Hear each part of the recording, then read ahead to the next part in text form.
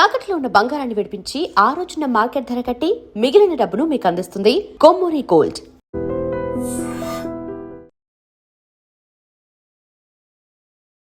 నమస్తే రమ్మగారు. నమస్తే జయ.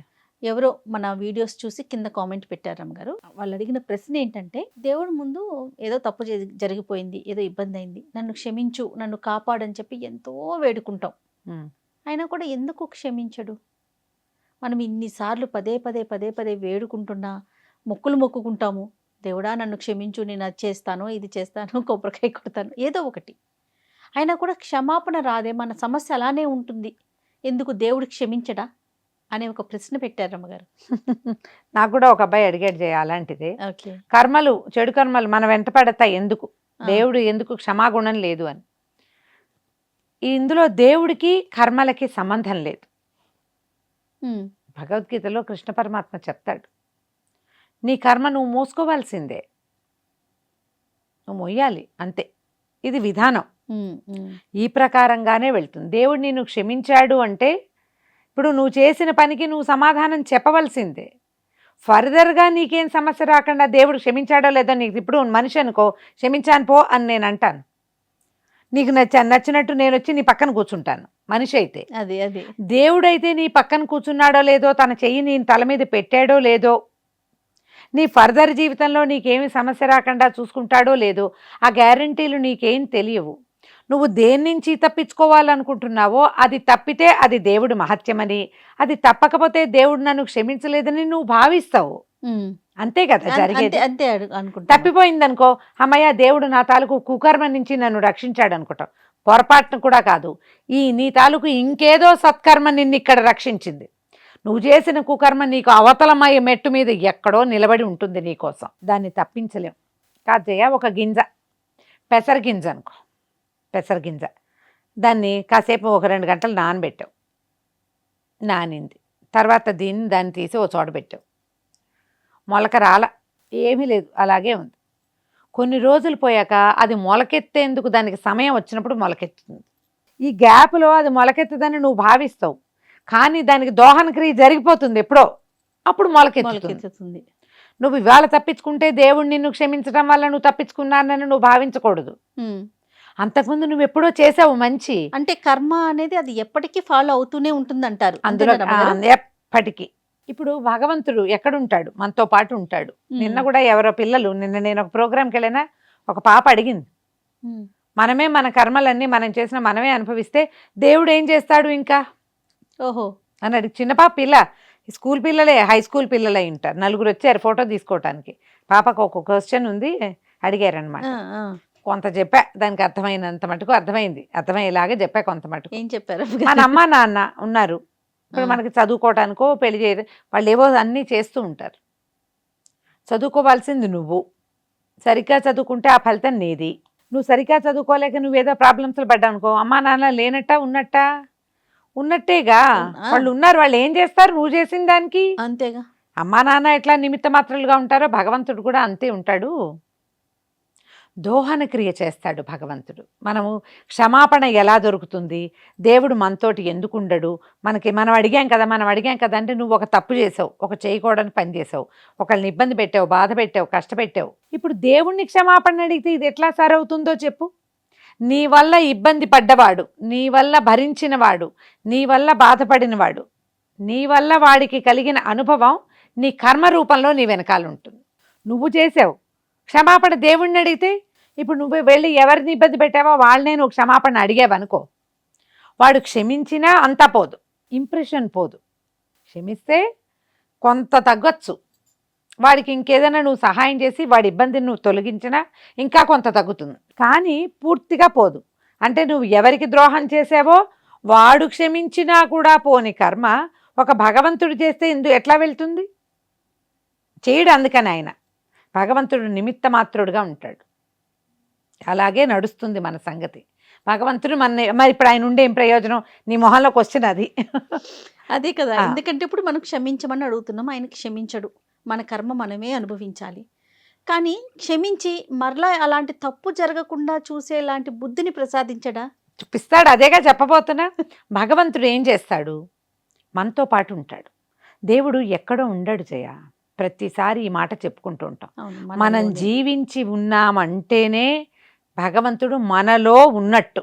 నీకు ఒక రిపెంట్ అయ్యావు, ఒక తప్పు చేశాను 100 ప్రార్థనలు చేసావు, ఈ కర్మ నీ నుంచి తప్పల అది. ఉమ్, నువ్వు మళ్ళీ ఇబ్బంది పడాల్సే వచ్చింది, దాన్ని నువ్వు చేసిన చెడు కర్మకి ఫలితం నువ్వు ఇక్కడ అనుభవించానని భావిస్తున్నావు, నీకేదో కష్టం వచ్చింది. ఈ దేవుడు అయ్యో వీళ్ళకి చాలా బాధగా ఉంది లోపల, వీడితో మనం ఉందామని లోపల ఉండి రెండోసారి ఏదైనా వచ్చినప్పుడు నీకు చెప్తాడు, అరే కిందసారి ఈ పని చేసావు, ఇప్పుడు నువ్వు చెయ్యొద్దు అని చెప్తాడు. నీకు ఒక అవకాశం ఇస్తాడు, 1 కాదు 3, 4 ఇస్తాడు. నువ్వు మంచి పని చేయండి, రెండోసారి కుకర్మ చేయనివ్వడు నిన్ను, అలాంటి బుద్ధిని ఇస్తాడు మనకి. ఖచ్చితంగా ఇస్తాడు. మనం ఏం చేస్తాము, ఆయన ఇస్తూనే ఉంటాడు, దాన్ని ఒప్పుకోం. ఆ దేవుడు నాతో లేడు కాబట్టి వీడిని వదిలేద్దాం అనుకుంటారు. దేవుడిని వదిలేయటం అంటే ప్రాణం వదిలేయటం అమ్మా, ఖచ్చితంగా కదా. మరి కానీ వదిలేస్తారు, ఆ, ఏమనుకుంటారు, ప్రార్థన మానేస్తారు. అసలు నువ్వు బతికున్నావంటేనే దేవుడు ఉన్నట్టు, నీలోనే ఉన్నట్టు. నువ్వు దేవాలయానికి వెళ్ళడం మానేస్తావు, పూజలు మానేస్తావు, దేవుడు లేడు. ఎవరైనా మరణించగానే, ఎవరికైనా అనారోగ్యం రాగానే, మనకి ఏదైనా ఇబ్బంది రాగానే, ఏదైనా యాక్సిడెంట్ అవ్వగానే, ఏదైనా ఒక జరగకూడదు జరగంగానే దేవుడు లేడు, దేవుడు లేడు, దేవుడు లేడు, నన్ను కాపాడలేదు కాపాడబట్టే ఈ మాత్రం ఉన్నాను అనుకోరు. పైగా ఇదేంటంటే ఈ చక్రం ఇట్లా తిరుగుతూ ఉంటుంది. నువ్వు ఇలా దేవుణ్ణి గనక చెడు మాటలని ఆయన నుంచి దూరం జరిగిపోతే నువ్వు ఆనుకోవటానికి ఆసరా పోగొట్టుకుంటావు. దైవ బలం ముందు ఏది పనికిరాదు. భగవంతుడే నీకు ఇచ్చే ఆసరా. నీకు డాక్టర్ కనపడ్డాడు, భగవంతుడు ఇచ్చాడు. ఒక స్నేహితుడు వచ్చాడు, భగవంతుడు ఇస్తాడు. విపత్కర పరిస్థితుల్లో ఎవరు మన పక్కన నిలబడతారో వాడు భగవంతుడుగా తెలుసుకోవాలి మనం. నీకు చాలా ఇష్యూనే అయ్యింది, నువ్వు ఎంత ప్రార్థించినా కుదరలేదు, ఇష్యూలో పడ్డారు. కానీ ఆ సమయానికి నీకు మంచినీళ్ళు ఇచ్చేవాడు ఒకడు వస్తాడు, సహాయం చేసేవాడు ఒకడు వస్తాడు, అవసరానికి ఎక్కడో ఉండి నీకు బ్లడ్ ఇస్తాడు. ఈ 3 సహాయాలు నీ వల్లే వచ్చాయని నువ్వు నమ్ముతున్నావా? నువ్వు నమ్మితే నీ అంత తెలివి తక్కువ వాడు ఇంకొకడు లేడు. భగవంతుడే ఈ 3 దేవుడే చేశాడు నీకు. ఈ 3 అమ్మా నాన్న చచ్చిపోయి ఒక పిల్లాడు రక్షించబడతాడు.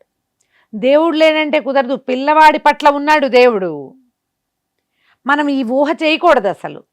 ఏదైనా ప్రాబ్లం రాగానే మంచిగా అయితే నా ప్రతిభ, తేడా రాగానే దేవుడు లేడు. ఈ దేవుడు లేడనే మాట ఒక కుకర్మ, అది చేయకూడదు. దేవుడు ఉన్నాడు, ఎందుకంటే నువ్వు జీవించి ఉన్నావంటే నీతో భగవంతుడు ఉన్నట్టే. భగవంతుడు నీకు ఇంకా అవకాశం ఇస్తాడని నువ్వు నమ్మాలి. ఒక సంతానాన్ని కోల్పోతాం, తండ్రిని కోల్పోతాం, తల్లిని కోల్పోతాం, సోదరో స్నేహితుడో, బాగా కావలసిన వాళ్ళు, శ్రేయోభిలాషులు, మనుషులు చనిపోవడం అత్యంత సహజమైంది. పుట్టడం ఎంత సహజమో మరణం అంత సహజం. దీన్ని దేవుణ్ణి కలుపుకోకూడదు. దేవుడు నీకు సహాయకారిగా ఉంటాడు. నువ్వు ఎంత సహాయకారిగా ఉండాలి అనేది, నువ్వు ప్రజలకి మనుషులకి ఎంత సహాయకారిగా ఉన్నావు అనే దాన్ని బట్టే దేవుడు నీతో ఎంత ఉంటాడో డిసైడ్ అవుతుంది. నువ్వు చేసే ప్రార్థన వల్ల, నువ్వు ఇచ్చే పూజల వల్ల, నువ్వు ఏమంటారు గుళ్ళకి వెళ్ళటం వల్ల మాత్రం కాదు. వాటితో వచ్చేది కొంత, నువ్వు సహాయం చేస్తే ఎంత చాలా ఎక్కువ. నువ్వు ఎవరికైనా విపత్కర పరిస్థితుల్లో సహాయం చెయ్యి, డబ్బు చూసుకోకు, సొంతం చూసుకోకు, ఆ క్షణానికి పనిచేసి నీకు ఎక్కడో తెలియని చోట నుంచి కూడా సహాయం అందుతుంది. ఇప్పుడు మనకి ఎవరో తెలియని వ్యక్తుల వల్ల ఇబ్బందులు వస్తాయి, మన కర్మానుభవాన్ని తప్పించుకోలేము మనం. అలా అయ్యింది కాబట్టి నేను ఎవరికి సహాయం చేయనని మానేసేవాళ్ళు, నేను గుళ్ళోకి వెళ్ళనని మానేసేవాళ్ళు, నేను ప్రార్థన చేయనని మానేసేవాళ్ళు. వాడిని నమ్మేం, వాడు మోసం చేశాడు కాబట్టి నేను ఎవరిని నమ్మననేవాళ్ళు. ఆ రకంగా ఈ సైకిల్ నడవదు. అవును, అది సరైన ఆలోచన కానే కాదు. మన కుకర్మలకి ఫలితం మనం అనుభవించాలి. నువ్వు ప్రార్థన వల్ల పెద్దది కాకుండా నువ్వు చిన్నది అనుభవిస్తావు. నువ్వు ఎవరిని ఇబ్బంది పెట్టావో వాళ్ళకి సహాయం చేయటం వల్ల పెద్దది కాకుండా చిన్నది అవుతుంది. బాకీలు ఎవరిది ఉంచుకోకుండా కొంత సరైన బార్టర్ సిస్టంతో ఈతగింజేసి తాటిగింజలాగుతాననే మనస్తత్వం పెట్టుకోవద్దు. ధోరణి మార్చుకుంటే ఇది సజావుగానే వెళ్తుంది. భగవంతుడు క్షమించటానికే ఉన్నాడు. మనమ్మ మనని క్షమించదా? మరి ప్రపంచానికి తండ్రి ఆయన ఎందుకు క్షమించడు? కానీ నీకు బుద్ధి రావాలిగా, ప్రతిసారి క్షమిస్తుంటే వింటావా మాట? నువ్వు చేసుకుంటూ పోతావు. అందుకని ఏంటి, నీకు తగలాల్సిన దెబ్బ తగిలితే నువ్వే సరవుతావు. నీ బాకీ నువ్వు తీర్చుకుంటావు. బాకీలు నువ్వు చేసి దేవుని క్షమించమంటే ఎలాగా? అలా కుదరదు కదా. కొంత క్షమిస్తాడు. ఇలా ఆలోచించండి. దీన్ని అర్థం చేసుకోవడానికి ట్రై చేయాలమ్మా. కుశంకలు పెట్టుకుని ప్రశ్నించి అది కూడా భగవంతుడిని ఏకంగా నిందించటం, నింద, ప్రశ్న, తర్వాత ఏమిటి, అనుమానము, ఆయన మీద ఉన్నాడా లేడా, ఈ 3 పనికిరావు. చిన్నపిల్లలు అడుగుతూ ఉంటారు రమ్మగారు, మమ్మీ దేవుడు ఉన్నాడా, లేకపోతే అమ్మ దెయ్యం ఉందా అనేసి ఎక్కువగా వింటాం మనం ఈ ప్రశ్నని. అడుగుతాం. సింపుల్ ఆన్సర్, ఒక వ్యక్తి జీవించి ఉన్నాడు అంటే అతని లోపల పరమాత్మ వ్యవస్థితుడుగా ఉంటేనే జీవించుంటాడు. వాడు మంచం మీద ఉన్నా, రోడ్డు మీద తిరుగుతున్నా, జీవించి ఉంటే భగవంతుడు ఉన్నట్లే. అతను లేకపోతే మనం లేము. మనలాగా ప్రపంచంలో తిరిగేటువంటి అన్ని జీవులలోనూ భగవంతుడు పరమాత్మ వ్యవస్థితుడుగా ఉంటాడు. ఉండడం వల్లే ప్రపంచం నడుస్తూ ఉంటుంది. ఎవరు పోయినా ఉన్నా ఏమైనా నడుస్తూనే ఉంటుంది కదమ్మా. సూర్యుడు చంద్రుడు తిరుగుతూనే ఉంటారు కదా. ఎండకి విసుగ్గా ఉందని సూర్యుడిని రావద్దంటామా మనం? అనలేము. దానివల్ల ఇంకా వేరే ఉపయోగాలు కూడా ఉన్నాయి కదా. ఇదే సమస్య వచ్చింది, దీన్ని సరి చేసుకోవాలి అంతే. నింద మానేయండి, ప్రశ్నలు మానుకోండి. రైట్. నమస్తే. నమస్తే. And for more videos, please subscribe to iDream. Please subscribe to iDream. Please subscribe iDream. And please subscribe to iDream. For more videos, subscribe to iDream. please like, share and subscribe to the channel. Congratulations, iDream. Subscribe to iDream. Subscribe to iDream. So subscribe to iDream Media. iDream ki iDream team andarki huge congratulations. Please subscribe iDream Media. Please subscribe to iDream. Subscribe iDream. Please subscribe to iDream. iDream అంటే నా కళల channel subscribe చేసుకున్న నోరు తిరుగుతలేదు, మీరైతే గంట గుర్తు కొట్టండి. For more such videos, please subscribe to iDream. Subscribe to iDream. Please subscribe to iDream. Please subscribe iDream Media. Please do subscribe to iDream. Please subscribe to iDream Media. For best entertainment and information, please subscribe iDream. And don't forget to subscribe to iDream.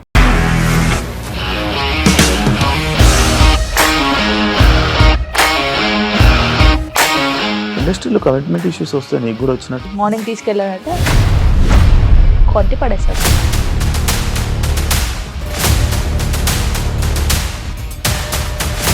ఒక్కళ్ళు కూడా చూడలేదు ఈ cinema అని చెప్పడానికి కూడా చాలా ధైర్యం కావాలి. అది నిజం కదా, దాంట్లో ధైర్యం ఏంటి? ఇది నెక్స్ట్ డే ప్లేట్ మార్చేస్తే తప్పు కదా. As of now we are comfortable this అని నేను అనుకుంటున్నాను. రష్మిక గారిది మీది ఒకే ఊరంట కదా.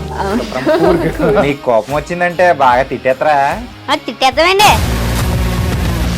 నిజంగా గేమ్ ని ఎలా చేంజ్ చేయగలిగారు? ఏపీఎస్ఎఫ్సి వాళ్ళకి 6 నెలల్లో నేను 6 లక్షలు కట్టా. బిజినెస్ చేయాలనుకుంటే it is as difficult as riding a tiger.